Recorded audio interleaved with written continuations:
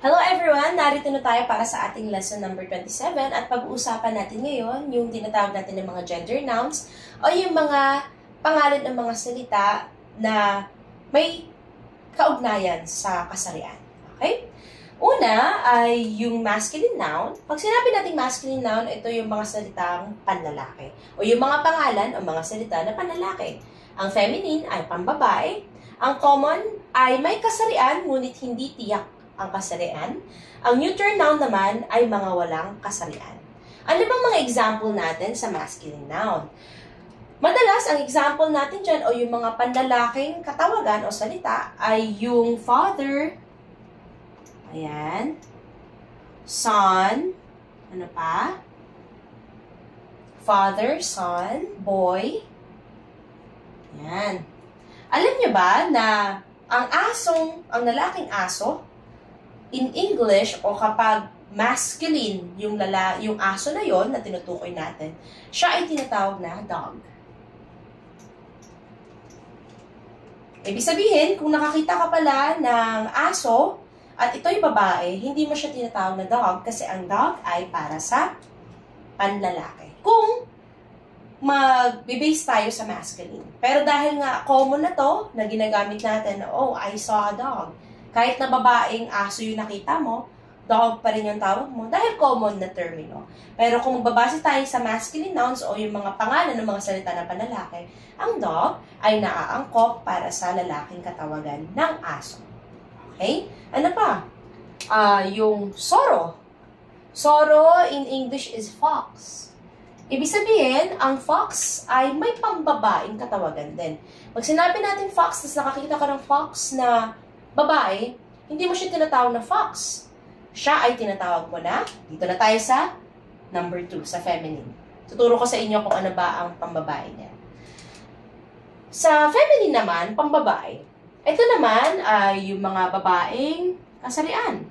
Mother, daughter, yan, girl.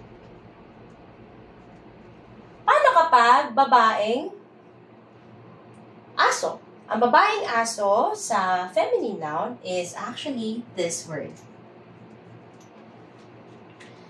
Marami ang tataka na akala nila ito ay pagbumura, pero hindi na ba alam na ang babaeng aso in English ay ito po. Okay? Kapag naman fox, ang babaeng fox naman ay hindi fox, kundi tinatawag siya na vixen. Isa pa na i-trivia ko sa inyo, most of the time, ang ginagamit natin na termino, ito ay mga nagluluto sa kusina, chef. Pero ang chef, alam niyo ba, ay para sa mga masculine o sa mga lalaking chef. Pero ang pambabae naman ay tinatawag na cook. Pero dahil nakasanayan natin yung chef na termino, ginagamit na rin natin to kahit yung babae ang nagluluto sa kusina. Tinatawag na rin natin, chef. Chef Millie. Diba? Pero kung tayo ay babase sa masculine and feminine, eto sila. Ito ang mga kasarian nila. Pag sinabi naman natin na common, may kasarian siya pero hindi mo alam kung anong kasarian. Halimbawa nito, parents. Or parent. Papuntahin mo yung magulang mo dito. Diba? Sa pangungusap, yung magulang, hindi mo alam kung sino sa magulang mo, yung babae ba, yung nanay mo, o yung tatay mo. Basta pag sinabing magulang, general term siya. Na pag sinabi mong magulang, pwede yung nanay mo ang papatawag mo, o yung papapuntahin mo, o yung tatay mo. Kaya ang parent, isa siyang termino na tumutukoy sa ating magulang, ngunit hindi mo nga lang alam kung sino sa magulang natin, kung babae o lalaki yung tinutukoy. So, common siya na ginagamit. Siya ay may kasarian, ngunit hindi mo alam kung anong kasarian ang tinutukoy dito. Ano pa? Baby. Pag sinabi natin baby, lalaki ba to o babae? Hindi mo alam, di ba? Hindi mo alam kung yung baby na tinatawag natin ay babae o lalaki. Kaya yan ay common noun. Ano pa? Sa ano to common noun, napag-aralan natin yan, pero tinutukoy natin dito ay yung mga gender. Sa kasarian tayo nakafocus, okay? Iba yung common noun na nakita natin sa main types of noun, which is yung pinagkaiba ng proper noun and common noun. Dito tayo sa common noun about gender. Okay? Huwag kayo malilito doon. Next, pag sinabi naman natin na dog, fox, vixen, animal.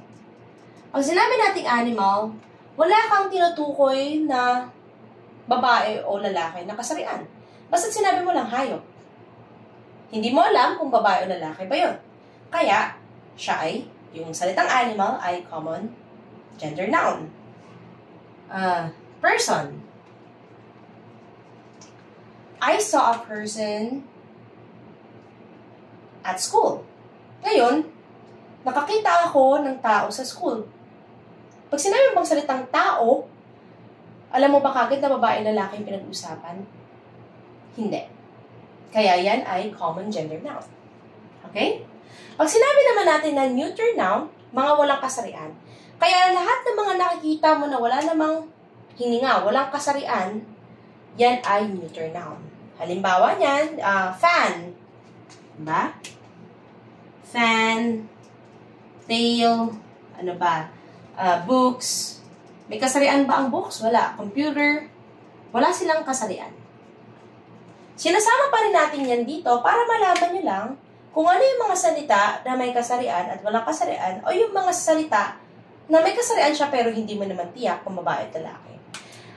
Kaya natin pinag-aaralan yung masculine and feminine para lang magamit nyo yung mga salita dito o yung mga salitang masculine and feminine na hindi malilito kung nagbabasa yung isang tao. Halimbawa, ikaw ay gumawa ng books. Ngayon, ang ginamit mo sa books ay, ang ginamit mo doon sa books na description ay daughter. Alam mo na kagad na babae yung pinag-uusapan doon sa pinabasa mo. Pag sinabi naman na chef, alam mo na kagad ang tinutukoy mo ay yung lalaki. Pag sinabi mo naman, my mother is a cook, alam mo na kagad na ito ay, ang tinutukoy dito ay babae. Yung mother, tsaka yung salitang cook. Son, alam mo na kagad na lalaki yung tinutukoy. Para lang, kapag isa din sa mga magandang nagagamit ito, ay para lang makatiyak ka na yung pinag-uusapan sa pangungusap ay may kasarian ba? O hindi tiyak ang kasarian o walang kasarian. Okay?